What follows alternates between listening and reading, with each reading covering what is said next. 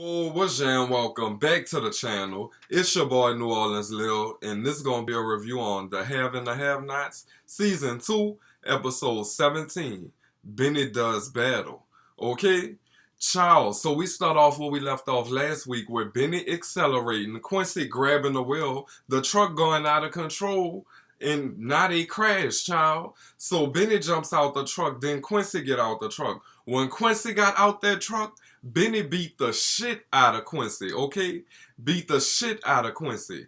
So now Quincy on the ground all bloody and shit. Benny going through his pockets to try to get his ID to see where he stays so he could go see where his little nephew at, okay? So while he doing all that, he grabs Quincy's phone, calls the police off Quincy's phone, playing like Quincy, said that he just got into a bad accident and he don't think he gonna make it. Then Benny threw his phone in the woods, child. So the police come respond to this call and they don't see nobody. Cause Benny done hit it and Quincy done crawled his ass in the woods. And come to find out, Benny had got that mat last week, that crystal mat. He got that to plant on Quincy so Quincy could go back to jail, okay? But Quincy done left the scene, child, so the plan didn't go how it was supposed to go. Girl, so Candace decided to take her ass on this trip, okay? She must have seen my last review and took my advice, okay? She could have used the little getaway, but girl, I really don't know what's going on with this whole Oscar dude, okay? It just seemed like too good to be true on some shit. And she is just loving the way that he living. So then next thing you know, they talking for a little while and he go to telling her how he can make her tens of millions of dollars. Bitch, okay? That don't even sound right. Like, I can't even really say that all the way. Tens of millions of dollars, okay? Bitch, I never said that before. Girl. So Jeffery's talking to David or whatever, his daddy, and his daddy gives him some new credit cards because you know Veronica canceled his other credit cards, and David feel like he gotta give him some new credit cards because you know he used to work for Veronica and David know all the shit that Veronica going through, so fuck, David looking out for his son on some shit. Like, I love David, okay? I love David's character on here. He is like there for Jeffery 100%. But the T is, girl, Jeffery do not want him fucking with Veronica no more. Jeffery, like, really washed his hands with Veronica on some shit. And he want his daddy to do the same thing. But his daddy not really having it. His daddy asks him, have he ever been in love? And if so, with who? Girl, why Jeffery said Wyatt, bitch? David like, why you gay? He like, no, okay, the story of a bitch life in love with a straight man, huh? Jeffery, you better snap out of it, bitch, because you'll never get him. I ain't gonna say you'll never get him, because bitch is always a possibility, but I don't know. Bitch, I don't like that feeling, liking somebody who, you know, bitch, I ain't got time for all that. So after he said Wyatt, David like, well, I'm pretty sure you know that it's not that easy to just break away from somebody who you love.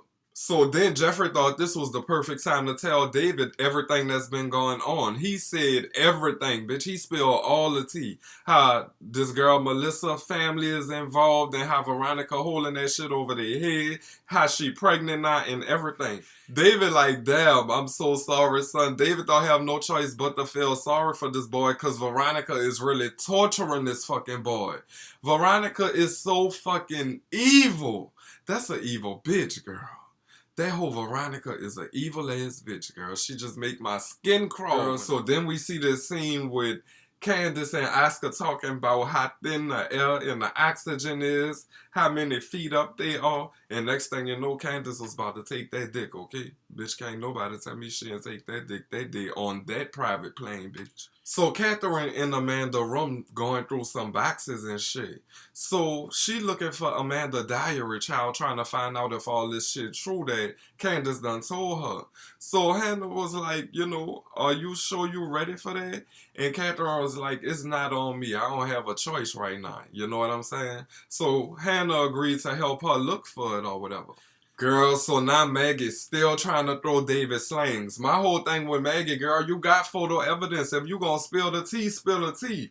Then you got good tea, Maggie. You ain't got no little cheap tea, bitch. You got the good tea. You got photos of them kissing and everything. Bitch, it's time for you to spill that tea, okay? I'm tired of you holding on to this damn tea every week. I'm like, damn, I hope Maggie tell him what's going on, okay? So we could see what David gonna do. But she didn't tell him, and David insists that she is not cheating. She only acting like that because she caught them two in that fucked up situation.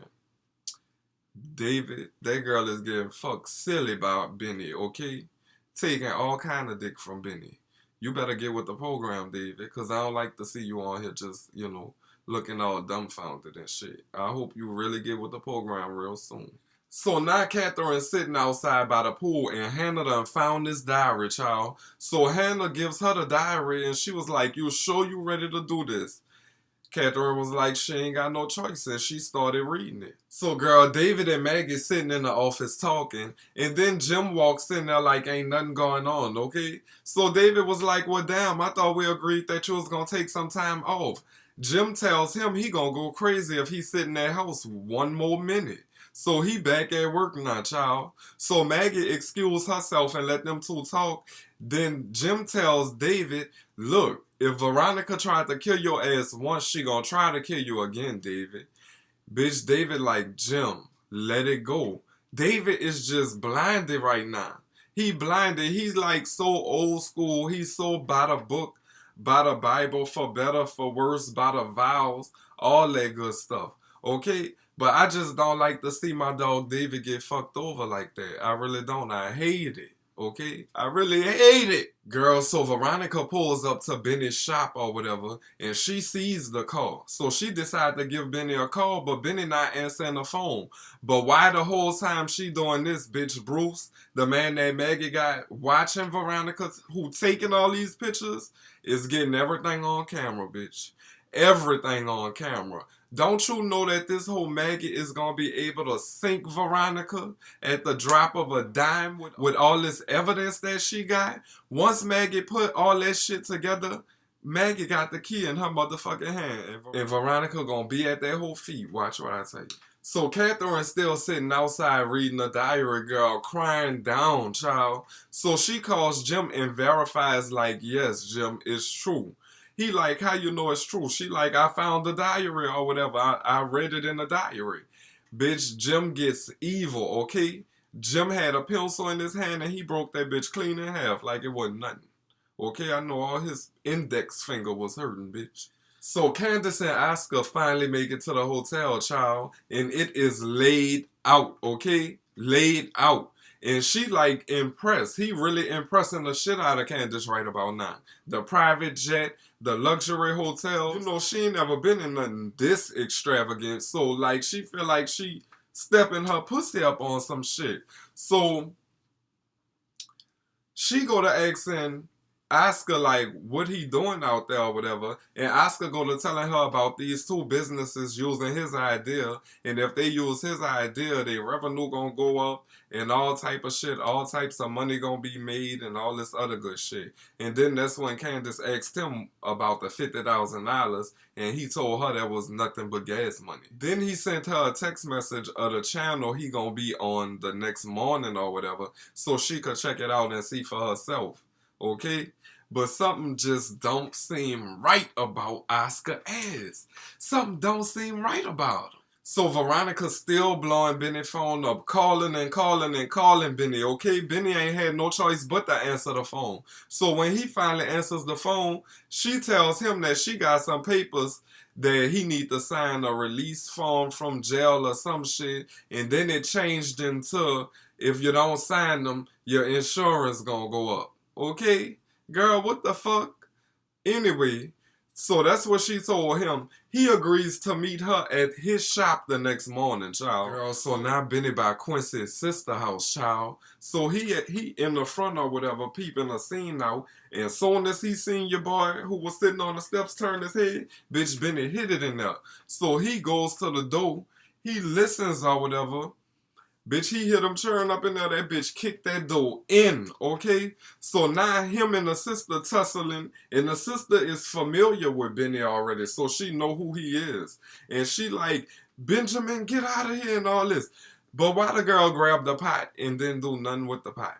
Okay, you couldn't tell me when Benny was kneeling down talking to his little nephew when he finally found his nephew in the bed and he was talking to him trying to get him to remember who he was. You couldn't tell me that hoe wasn't about to pop the fuck out of Benny with that pot.